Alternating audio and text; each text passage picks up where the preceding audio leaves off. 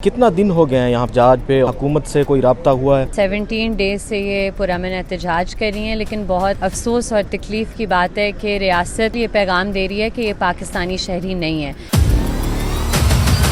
ये बहुत ख़तरनाक पैगाम है और ये सिर्फ इन 30 लोगों को नहीं दे रही, ये पूरी बलोच अवाम को ये पैगाम दे रही है। जो हुकूमत है उनके पास इनके मसाइल का हल है?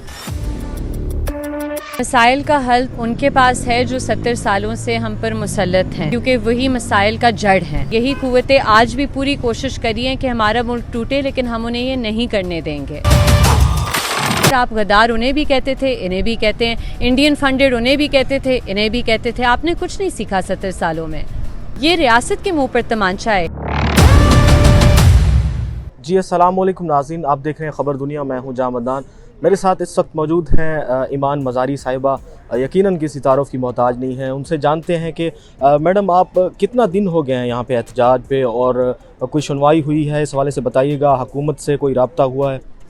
ये फैमिलीज़ का आज 17वां दिन है। इधर 17 डेज से ये पुरअमन एहतजाज कर रही हैं, लेकिन बहुत अफसोस और तकलीफ़ की बात है कि रियासत इन्हें मुसलसल ये पैगाम दे रही है कि ये पाकिस्तानी शहरी नहीं है। ये बहुत ख़तरनाक पैगाम है और ये सिर्फ इन 30 लोगों को नहीं दे रही जो ये माएँ और बेटियाँ इधर बैठी हुई हैं। ये पूरी बलोच अवाम को ये पैगाम दे रही है, जो उन्होंने 2023 में भी दिया था, उससे कई मरतबा पहले भी दिया है।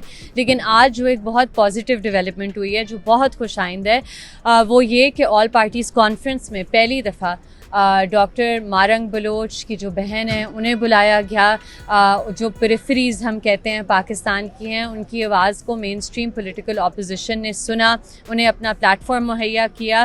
तो ये एक बहुत पॉजिटिव डेवलपमेंट है और मुझे उम्मीद है कि जिन लोगों ने आज उधर बैठकर इनकी बात सुनी थी उन पर उस बात का असर हुआ होगा।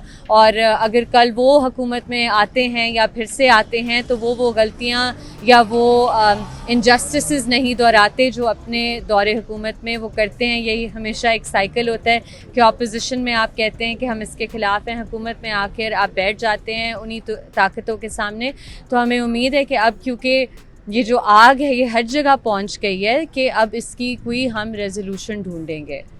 मैडम ये बताइएगा कि ये जो ख़वातीन, ये जो बलोच यहाँ पे बैठे हैं, मौजूदा जो रजीम है, मौजूदा जो हुकूमत है, उनके पास इनके मसाइल का हल है? देखिए, मसाइल का हल तो उनके पास है जो 70 सालों से हम पर मुसल्लत हैं, क्योंकि वही मसाइल का जड़ हैं। और अगर आप देखते हैं कि जब हम बात करते हैं कि जी जबरी गुमशुदगियों का ख़ात्मा होना चाहिए, मावराए अदालत कत्ल का ख़ात्मा होना चाहिए, हम एक बेसिक असूल की बात कर रहे हैं। हम कह रहे हैं ये जो आईन पाकिस्तान है, जो रियासत और उसके शहरियों का एक सोशल कॉन्ट्रैक्ट है, अगर आपने उस सोशल कॉन्ट्रैक्ट को बरकरार रखना है, लोगों का एतमाद इस सिस्टम पर रखना है, तो फिर ज़रूरी है कि आप भी उससे माने। ये एक तरफा कॉन्ट्रैक्ट नहीं है, उसमें हमारे हकूक़ भी हैं, उनमें उन हकूक़ का तहफ़्फ़ुज़ भी है। तो अगर हम जमहूरियत हकीकी मानों में इस मुल्क में बहाल नहीं करते, अगर हम आइन हकीकी मानों में नहीं बहाल करते, इस मुल्क का कोई मुस्तकबिल नहीं हो सकता। ये जो पॉलिसीज़ हैं, इन्होंने हमारा मुल्क पहले भी तोड़ा है और यही कुव्वतें आज भी पूरी कोशिश करी हैं कि हमारा मुल्क टूटे, लेकिन हम उन्हें ये नहीं करने देंगे। ये बताइएगा कि यूनिवर्सिटी से जिन तलबा को उठाया गया था, तो उनके केस का क्या बना और किस लिए उनको उठाया गया था, इस हवाले से? देखें, कायद-ए-आज़म यूनिवर्सिटी के एक एक्टिंग वाइस चांसलर साहब हैं जसपाल, जो कि फ़ौजी टाउट हैं और उनका ट्रैक रिकॉर्ड सबको पता है। पहले एक डिफेंस एनालिस्ट के तौर पर वो टीवी पर आते थे, अब वो एक्टिंग वीसी थे उधर। डॉक्टर नियाज साहब, जो कि असल वाइस चांसलर हैं कायद-ए-आज़म यूनिवर्सिटी के, वो मुल्क में मौजूद नहीं थे और जसपाल साहब के ज़रिए कुछ काम करवाए गए उन कुव्वतों ने जो अभी कायद-ए-आज़म यूनिवर्सिटी के कैंपस पर मौजूद हैं और उधर भी मुसल्लत अपने आप को कर रहे हैं। हॉस्टल्स में वो बाकायदा तौर पर रह रहे हैं, सर्विंग आर्मी ऑफिसर्स और इंटेलिजेंस ऑफिसर्स। तो उन्होंने हॉस्टल्स खाली करवाए इस बहाने पर कि जी समर क्लासेस नहीं हम ऑफ़र करें, जबकि पूरी दुनिया की जो यूनिवर्सिटीज़ हैं उनमें स्टूडेंट्स कुछ गर्मियों की छुट्टियों में भी रहते हैं उन्हीं हॉस्टल्स में। इधर बहुत से बच्चे हैं जो ऑपरेशन ज़दा इलाकों से हैं और जो अफोर्ड नहीं कर सकते कि वो वापस जाए, जिनके पास ना तो इंटरनेट है घर पे, ना तो कोई किताबों तक रसाई है, लाइब्रेरियों तक रसाई है। तो ये बच्चे इन हॉस्टल्स की जिनकी फ़ीस भी इन्होंने दी थी वो रुकना चाह रहे थे, उनका राइट था रुकना। और अगर कोई मसला था एडमिनिस्ट्रेशन का तो आप बातचीत करते हैं उनके साथ। आप ये नहीं कर सकते कि जो लेट्स से कि आपने एक जगह भी खाली करानी है, ये सिविल अदालत का काम है, ये पुलिस का काम नहीं है। लेकिन इधर जो हमने देखा कि जी जसपाल साहब और एक जो कर्नल रिटायर्ड हैं जो सिक्योरिटी इंचार्ज हैं कर्नल नदीम QAU के, उनकी एक कॉल पर SSP ऑपरेशंस, SSP इन्वेस्टिगेशन, जी सर हम आपके गैर कानूनी हुक्म को मानते हैं, 72 स्टूडेंट्स को उठाकर ले आते हैं, 43 को रिलीज़ करना पड़ा, 29 पर झूठा मुकदमा किया।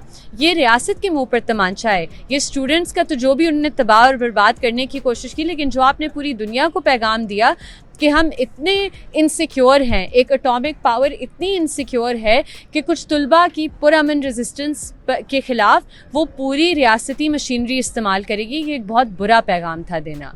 मैडम ये बताइएगा कि अगर यहाँ पे जो एहतजाज हो रहा है इसको जिस तरीके से मुसलसल इग्नोर किया जा रहा है, अगर आगे भी ऐसे किया जाता है तो क्या यहाँ से कहीं आगे जाने की है मनसूबाबंदी? देखें 2023 में 400 लोग आए थे इधर, तुलबा भी थे, ख़वातीन भी थी, और आज सिर्फ 30 लोग आए हैं। ये ऑलरेडी पाकिस्तानी रियासत के लिए एक बहुत गौर की बात है, एटलीस्ट होनी चाहिए, कि लोगों का एतमाद रियासत से उठ गया है, उठ रहा है। और अगर आपने इन 30 की भी बात नहीं सुनी, अगर आपने इन 30 को भी अपना पाकिस्तानी शहरी नहीं माना, तो आप पूरी बलूचिस्तान को यही पैगाम दे रहे हैं कि अगली दफ़ा कोई ना आए, आप लोग अपने रास्ते पर जाएं, हम लोग अपने रास्ते पर। तो उसका अंजाम जिस तरह मैंने कहा हमने देखा है, और फिर आप एक सुबह उठेंगे जिस तरह उस वक्त आप उठे थे और आपका मुल्क टूट चुका था और आप इसी तरह की घटिया ज़बान इस्तेमाल करते थे ईस्ट पाकिस्तानियों के ख़िलाफ़, आप उन्हें बिंगो कहते थे, आप उन्हें डिस्क्रिमिनेट करते थे, आप उनके हकूक़ पर डाका डालते थे। वही चीज़ आप इन्हें कह रहे हैं, और आप गद्दार उन्हें भी कहते थे, इन्हें भी कहते हैं, इंडियन फंडेड उन्हें भी कहते थे, इन्हें भी कहते थे। आपने कुछ नहीं सीखा 70 सालों में। मैडम आखिर में ये बताइएगा जो हमारे व्यूअर्स हैं, जो पाकिस्तानी अवाम हैं, उनको क्या पैगाम दें?